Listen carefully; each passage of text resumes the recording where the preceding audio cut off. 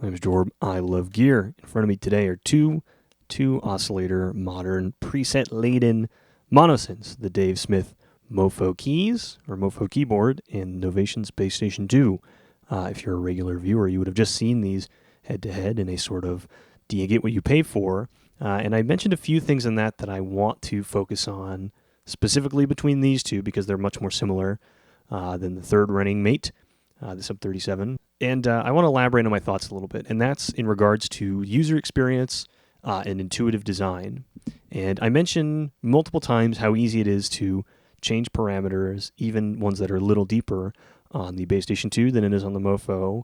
And watching that video back and paying attention to the reception, watching that video back, I was a little too harsh, I think, in my words on the Mopho, because I don't think it's slow to use. I think it's slow to learn. And I think I want that conclusion to be the one that I really portray out into the world. So that's what this video is going to be, the importance of intuitive design or the value in intuitive design, one of those titles. And I'm going to go through, the Bass Station is going to be our baseline, so to speak. Oh my God, I can't believe I said that. The Bass Station 2 is going to be our control. How about that for intuitive design, in the sense that I can look at this and understand where I need to go to change something fast, okay? It takes a lot more to learn the Mopho. I'm going to say it now, and hopefully I don't reiterate it over and over and over, because I'm sure I will forget that I said it already, but to its credit, the Mopho can do a lot more than the Bass Station. You have more flexibility in routing your modulation, etc., etc. I'm sure I'll touch on that later, but the gist of this video is going to be, I'm going to work out, I want to change this parameter, or I want to modulate this parameter with this LFO or this envelope, and I'll figure out how many steps and how long it takes me to do it on the Bass Station, and then I'll try and mimic that on the Mopho. I would say that I'm equally comfortable with both. I have spent more time with the Mopho, but to its credit, the Bass Station 2 is faster to learn. So that's what this is basically going to be. I hope that sounds like it'll be of value to you if you watched the Do You Get What You Pay For video. I'm sure this will. I'm not including the Sub 37 in this because it's much faster always and much more intuitive to me to just see on the panel the knob you need to reach for and reach for it. So if you're subscribed, thank you. Most of you are not, which is okay, but if you're watching this video, you clicked on it in the first place, you probably found it through searching or browsing, you've really proven to yourself that I and this content have value to you. So if you do me a favor, poke around the channel, see what else is there. Maybe you'll find something else that interests you, and if you subscribe, you'll be surprised by the things you'll learn, the gear you'll see, the topics we'll talk about. And I want to push that home. I want to talk about these things. I don't want to put my thoughts out there and have that be that. My favorite part of doing this and just passing 2,000 subscribers, thank you guys so much, is the comments I get, the interaction I get, the conversations that are born out of these videos, these ideas. So please, if at any point you have a question or a comment or an opinion, please put it in the comments. I will reply to you and we'll have a quick conversation about it. I'll learn something, you'll learn something. Okay, shall we begin? And to be specific, I'm flowing this way on purpose. I'm going from Bass Station to Mopho on purpose because I know this can do more. I don't want to compare features that one has and the other does not. I don't think that lends itself to my point at all. I want to show what's different about accomplishing the same things, getting to the same endpoints. If you aren't familiar, the way you get to a lot of the deeper functions on the Bass Station, you hold this function key, and then you pick one of these keys, you press one of these keys to slide through all these other deeper options. But on the Mopho, it's accomplished pretty much in this corner here. The LFOs, of which there are 4, the sequencer tracks, of which there are 4, the modulation rows, of which there are 4, and miscellaneous modulators, which we'll get to in a minute, are all pretty much this corner.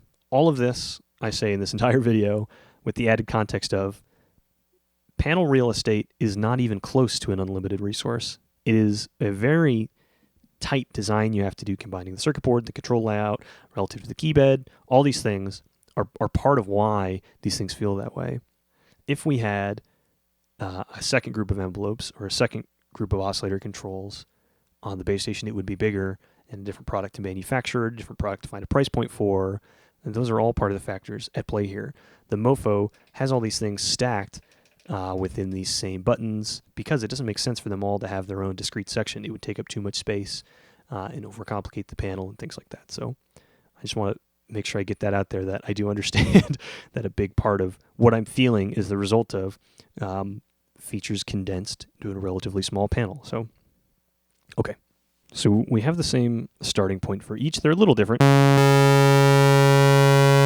This oscilloscope is running in mono. I need a second adapter.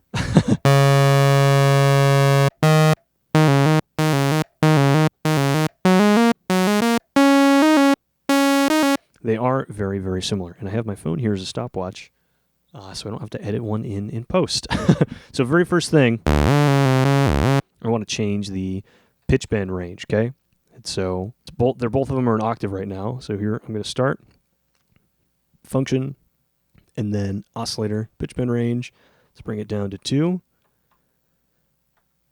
Done. That was about 8 seconds, a little more, a little less.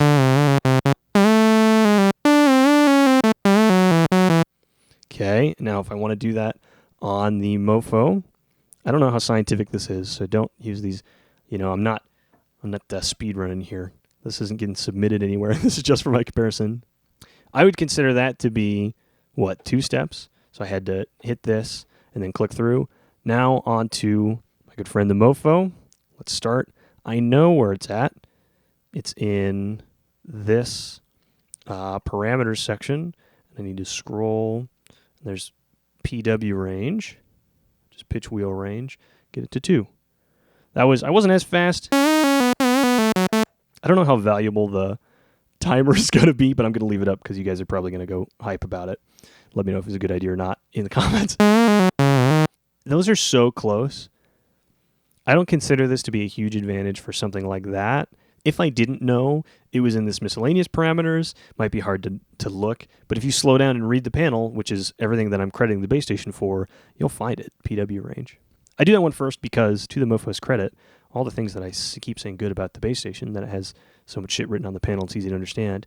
That's one of the things that is here, and a lot of other parameters are there as well. How about something more directly tied to synthesis? I'm going to set up my amp and filter envelopes to do something a little bit different, okay? And we're going to start with the base station, and here we go. I go flick this 3-position switch up to the top for the amp, and I got just sustain. I go down to the mod envelope, and I put my filter down and my filter contribution up. Okay, about 20 seconds. Tweaking not included, to get a totally wide open amp envelope and just K on my filter. What I really like about the base station is the location of where you're at is always really, really easy to see with the switch and always really easy to change to the next one. Okay, now that was 1764. Over here on the Mopho, let us accomplish the same thing. So I need to click down to amp. It is all the way up sustain. Click 3 times to get to the filter. It is just a K. Filter comes down here. There's filter contribution. Oop. That was about the same. Tweaking again, notwithstanding. The only big difference here is if I know I need to go from filter to all on the base station, just flick it into the bottom. On here, if I need to go from amp to all, I got to pay close attention to these lights. Again, I do this one early because it's not a huge difference. If you prefer faders to knobs, fine, but that's not the sort of thing I'm investigating today. I do think the switch is a legitimate advantage over clicking through this button. The fact that there's one more envelope here, you could say that it's slower. You have the auxiliary envelope. But again, it's this trade-off between features and accessibility. Okay, our filters are wide open again. This is a super small one. I'm not even going to time it. The way you change triggering on the base station, super fast. Single, multi, and auto glide. On the Mopho, again, it's one of these parameters. You're going to click all the way to key mode. And retriggering is included in here. I like to do last retrig. How about something that is 2 steps? I want to use the mod wheel to put an LFO to my pitch of my one oscillator. So, okay, so even if I'm not sure right away, I read the panel, LFO 1 to oscillator pitch. The amount is 9. Done. A test included in under 7 seconds. Again, I knew where that was at. Okay, now to do it on my good friend the Mopho, I know I need to start on LFO1 and set its destination to oscillator all frequency, and then I go down to miscellaneous. The first one is the mod wheel. I want to change that to LFO1 amount. Let's give it an amount. There we go. The base station does win, but mostly it wins in how obvious that was. If you didn't know these things, again, I'm not sure if speed's valuable, but I know people are going to like that, so I'll keep doing it. Everything you're really going to want to get to, you can see right here and quickly flip between. That's really what I'm trying to highlight. And if I didn't know miscellaneous mod is where the mod wheel amount to one of these LFOs was going to be, then it would be so much slower. On all of these, if you aren't familiar with either synth, I encourage you to, when I tell you what it's going to be, pause and try and figure out how to do it. So I could do that over and over and over, but I think the example would become pretty clear in that I don't think this is slower, and that's really what this video is. I want to make sure I clarify my points. I don't think this is slower. I just think it's a lot harder to understand at face value. On the base station, if you don't know, you can sit down and understand it. On the Mopho, after you spend a lot of time with it, the problem isn't as much that it's slow to program from scratch. It's that it's slow to learn when you sit down and have one in front of you. And changing a patch that already exists can take a really long time because on the base station, all you have to do is click through all of these, right? And if you see, that's 9, I don't want that yet, I might add that later, you can just zero it out. On the Mopho here, it can take a lot more to click through and understand where everything might be affected. Now again, it isn't that bad. Most of it is contained right here. You'll do a little bit of digging in these parameters here, but it's just not as fast as, dragging your finger across function there. So, because I think my language is a little too harsh about the Mopho, it's just as fast once you learn it. It's just a lot harder to learn. So I'd love to hear examples you guys have of good and bad examples of synths that are designed intuitively. And I mean that superficially. I mean, you can sit down and understand the layout and know how to get to the stuff that's deeper. And ones that miss the mark a little bit on that, ones that you need to sit down and understand before you can move quickly and program quickly and manipulate them quickly. These, most probably because I'm spending a ton of time with them lately, are a couple of my favorite examples of that because I think they're both excellent. I think they both sound good. They can both do plenty, but how hard it is to learn them is a big gap, and that might be enough of a difference maker for some people. And if the additional flexibility of this, the 2 more LFOs, the 4 sequencers, the modulation matrix sort of rows you get, isn't worth it to you, then there's no downside to picking this. It's all advantages. To the credit of both of these synthesizers, most of the things you want to have quick access to are in logical places, and they're easy to get to. No complaints about where the filter's at or the controls for most of the oscillators.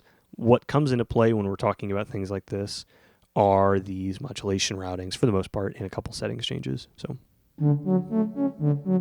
okay, I cut myself off. I went on about the arpeggiator and the sequencer of both, and I just said the same thing over and over again. It ends up being a trade-off between being able to understand something at face value and depth, and that explains entirely why these things feel that way. You can do more, and so you need avenues and paths and systems and control routings to get to those things, and that's why it's harder to understand at face value because you're accounting for more options. You can fit all these things on this panel because you need to click through the LFO, the sequencer, the modulators, and the miscellaneous mod controllers here. They can't be discrete sections like they are here because they all would take up too much space, and that's part of the balance of designing these products. And I just didn't need an extra 25 minutes to say that. So there you go. My name's Jorb. I love gear. That includes the Mopho. That includes the base station too. Appreciate you watching. I will see you in the next one.